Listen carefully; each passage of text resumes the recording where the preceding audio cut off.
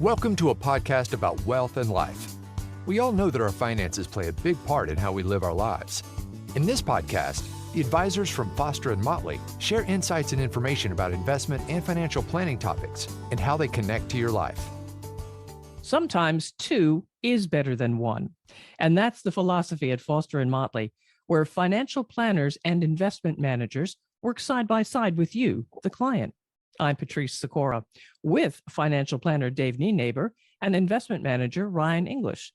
It's good to see you guys again. I hope the new year is treating you well. Yes, yes. Now, your professions are different, but they're complementary. So Dave, why don't you start off by defining financial planning for us? Sure, Patrice. It's good to be with you again. Financial planning encompasses a lot of different areas of one's financial life, everything from retirement planning to insurance, investments, estate planning. The most popular credential for financial planners is the CFP, the Certified Financial Planner. That's a certification that involves a lot of study, a comprehensive exam, requirements for experience, and also continuing education.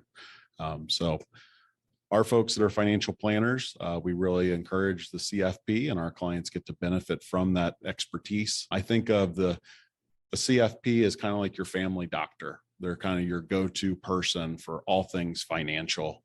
Whereas Ryan and his team, it's more like a specialist. And Ryan can share a little bit more about the investment managers and what that role looks like. Absolutely. The investment management side of the business, or the more important side, has everything to do with the portfolio, asset allocation, with really the most important part of what goes into the portfolio, the underlying investments, whether those be individual securities, ETFs, mutual funds, individual bonds, and then how much to purchase in each of those investments. So it is a different background than a certified financial planner like Dave. I will say, though, that both sides have a very analytical mindset. The investment management side is more focused on evaluating the characteristics or the financials of, say, companies like balance sheets and income statements, whereas a financial planner is primarily looking for individual balance sheets and net worth statements and cash flows and 1040 taxes. Investment management, the main designation for it is the Chartered Financial Analyst designation, which is a rigorous test. It's 3 different levels, typically done in about 3 years. It requires a lot of studying, and you learn about investing and a lot of things that you'll never even use in investing. So it's something that is very important, though, in gaining that sort of experience or background in evaluating different securities. I can tell it's a tough exam because when one of our colleagues passes, the most excited people are the other CFAs that have been through that and know what's involved. So it's really cool to see that excitement. Well, CFP is nothing to sneeze at either. No, it's not. And it's complementary for a lot of us. We're also CPAs. A lot of us have that accounting and tax background, and some come from insurance. So there's a lot of kind of career starts that you can get to become a financial planner. And as we move forward, we have some folks coming out of college, and we're going to grow them here at Foster and Motley. So it's a really exciting new chapter for us and kind of how our people become financial planners. All right, so we've said the two jobs are really complementary, but how is this different at Foster and Motley? What is it that makes you stand out? Yeah, it's really a lot of it goes back to our founding. Mark Motley is an investment manager. Dave Foster has since retired, but he spent his career as a financial planner. And there was just this aha moment 25 years ago now of, hey, clients can be better served if there's 2 people at the table. And to Ryan's point, they are different set of skills, and they're very complementary. And we just find that it's better for clients, and it's better for our people too, to have those 2 professionals at the table. Yes, I mean, Patrice, our focus is on serving clients. We have a very good client to employee ratio of 20-1. So that is about double the industry average, or better, I guess you'd say half the industry average, would be a better way to describe it.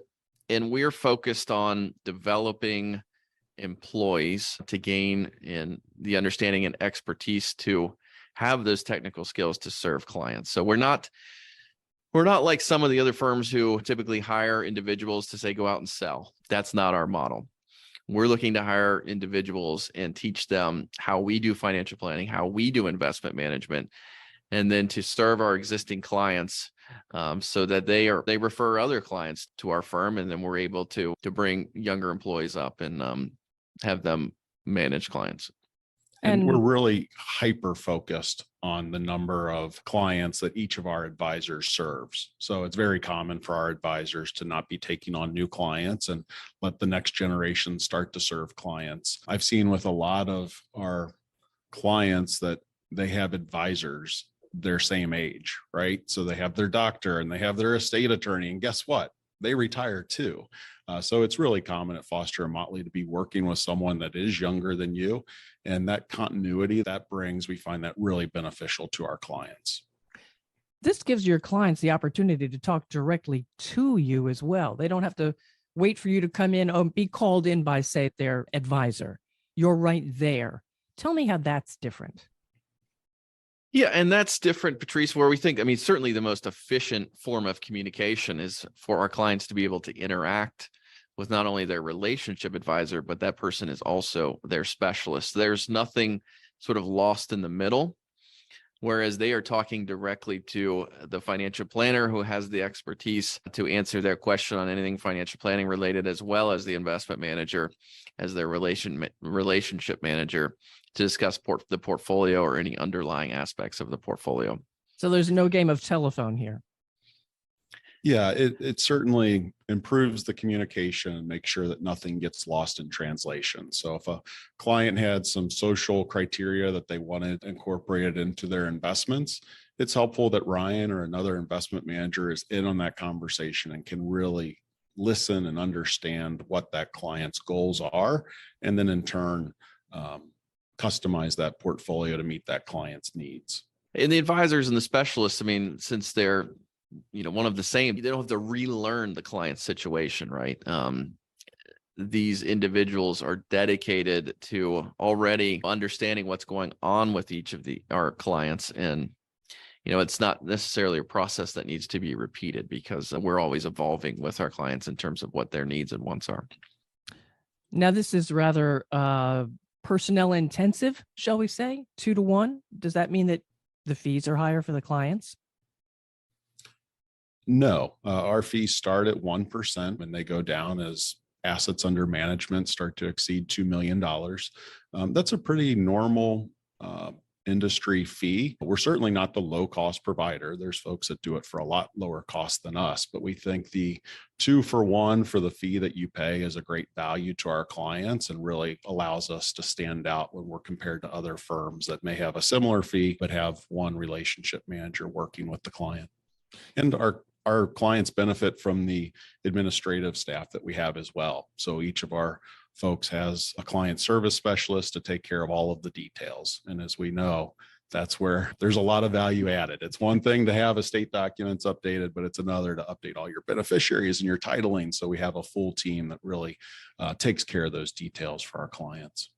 I mentioned the telephone game before and how messages can get mixed up as they go down the line, but I'm bringing up another phrase here, tag team. You guys are like a tag team too. If somebody gets especially busy, I don't know which season is whose, but you've got someone else who can already step in and say, well, I know the client, I know what we're doing here. Let me help you out. Talk to me about that. Yeah, I think we experienced that in December. As a financial planner, I'm spending December making sure clients have done their charitable gifting and that they are aware of what their tax situation is going to look like in April, and they're doing their family gifts. And Ryan is free to do other things. And based on a poor market year last year, there were plenty of opportunities to harvest losses and drive down clients' tax bills as a result of that. So Ryan, you could share what you were doing in December while I was doing all of the tax work and analysis and communication with clients. Yeah, certainly trading portfolios, as well as last year, we did have I would say an increased number of private investment opportunities that require a lot more in-depth due diligence and evaluation. So it helps to have the financial planner be able to interact with clients when those times occur, and they're familiar with clients as well in terms of their investments. So that can help create time or capacity on the investment team. Now, I respect the fact that you guys are smart, not taking anything away from that. But Do you need to bring in other specialists once in a while? Absolutely. Two that come top of mind are estate planning attorneys. Almost all of our clients have a relationship with one, and a tax advisor too. So there's the financial planner is the one doing the kind of high level tax advice, the tax ideas, but then the tax specialist is the one that actually fills out your return, right? So they're documenting what happened the year prior. So we've added a tax department to our team as a way to serve our clients in an even more comprehensive way. Ryan Pollock is our tax director and takes on that specialist role. And we're always looking to evolve what other specialists we may have. Certainly insurance comes to mind as well. So we connect our clients. If they already have a relationship, we'll work with the advisor that they like to work with. But if they need someone, we can certainly make a recommendation too. Yeah, Patrice, I would sort of use the comparison to the healthcare or the medical profession industry.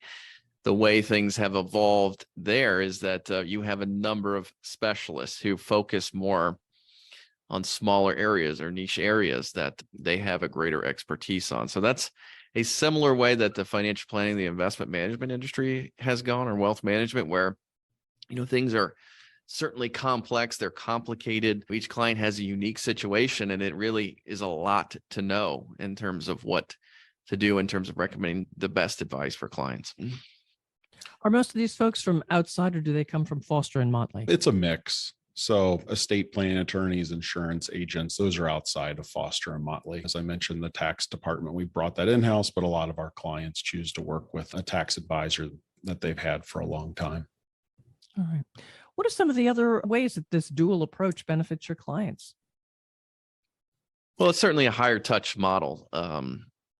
You got more people in the team, you have more interactions with clients, which we think ultimately leads to a better client experience and gaining a better understanding of what clients want or what their needs are.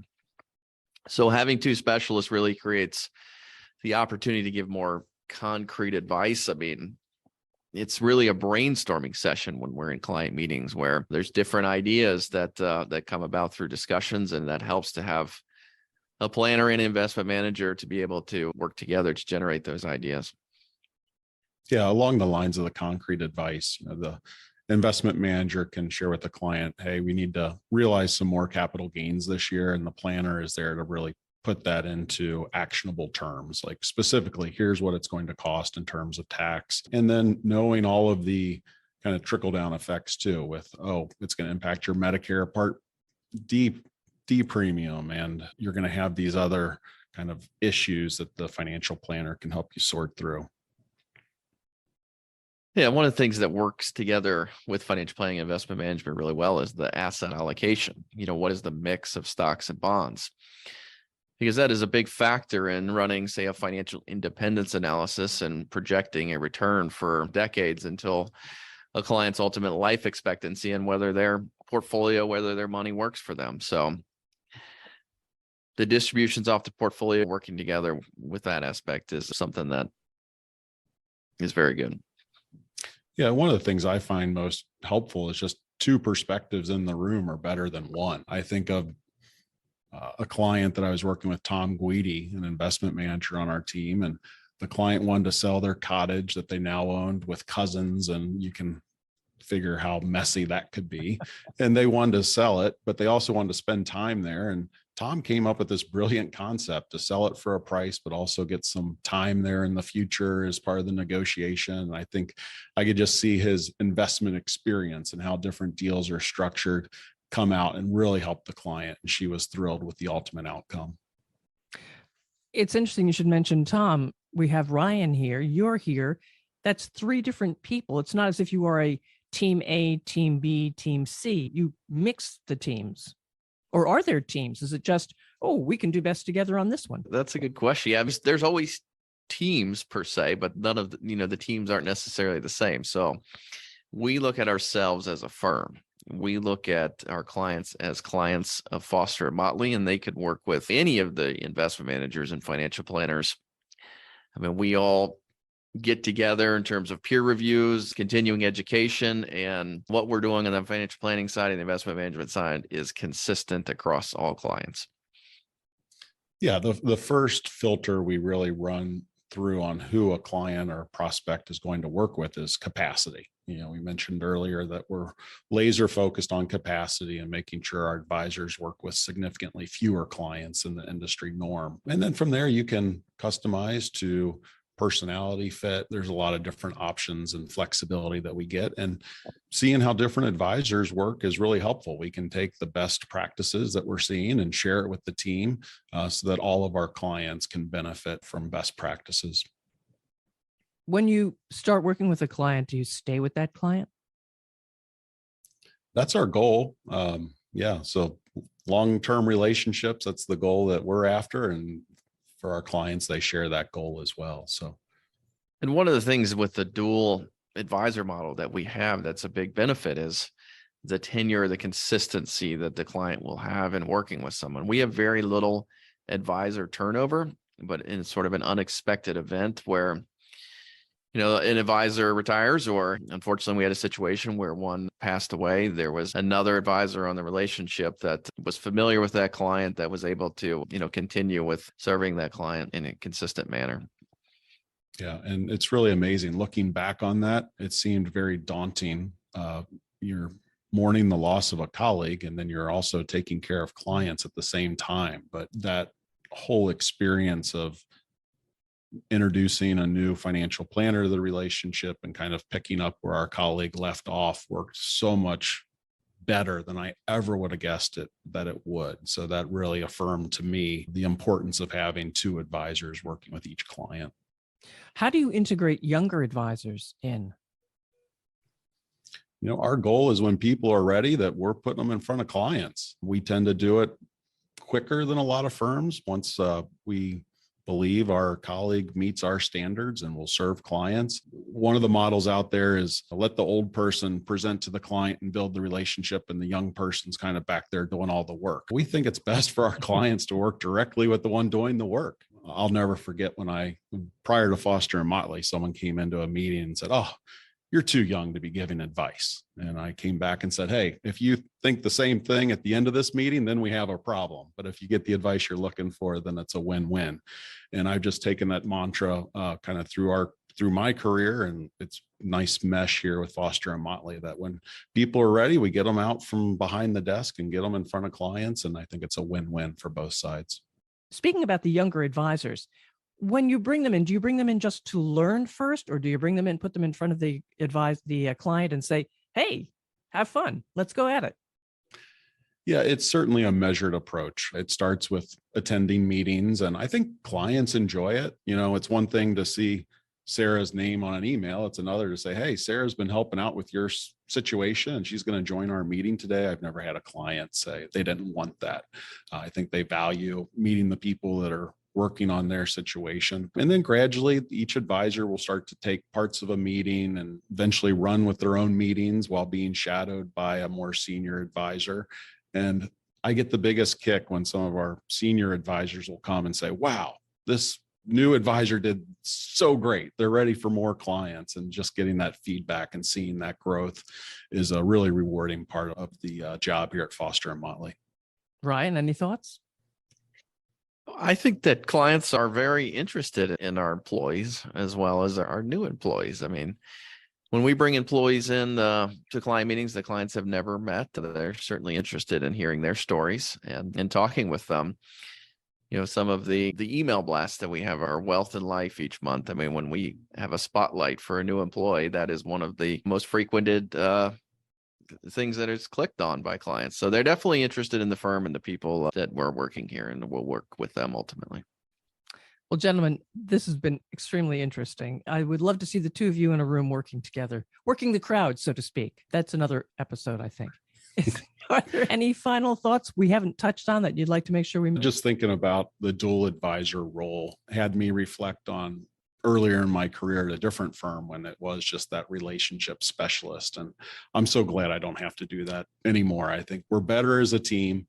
And the 2-for-1, I'm really proud to be part of an organization that values that and gives that experience to our clients. Gentlemen, how can listeners reach you? Chris, the best way for listeners to reach us is to visit our website. at www.fosterandmotley.com with the "and" spelled out.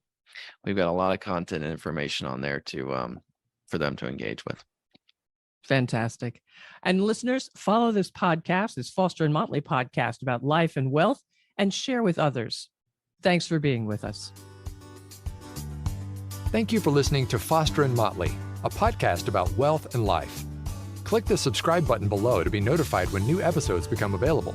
The information discussed and posted represents the views and opinions of the guest and does not necessarily represent the views or opinions of Foster and Motley.